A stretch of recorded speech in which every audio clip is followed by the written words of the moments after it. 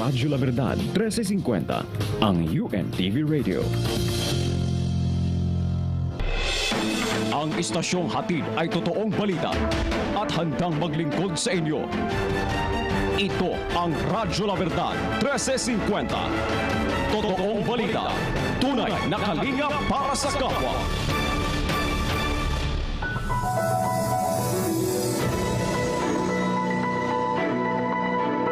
Ito ang himpilang UNTV Radio, Radyo La Verdad 1350 sa AM Band.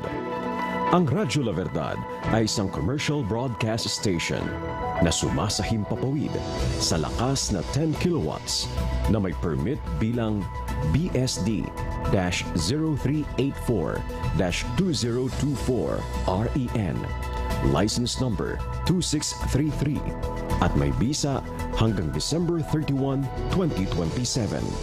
Ang Radyo La Verdad transmitter ay matatagpuan sa Barrio Muzon, Malabon City.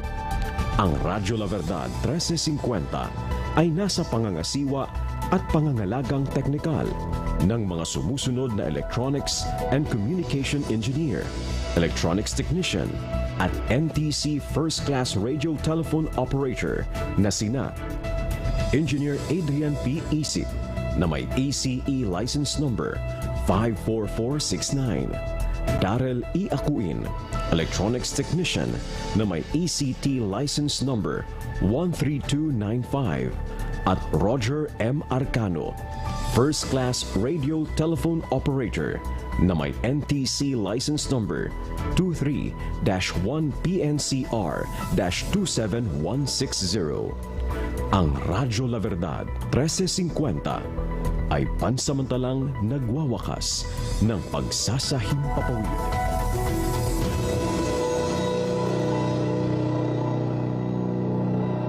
Mga kababayan, ang pambansang awit ng Pilipinas. Bayang magiliw, balas ng silanganan, alam ng puso, sa dibdib mo'y buhay.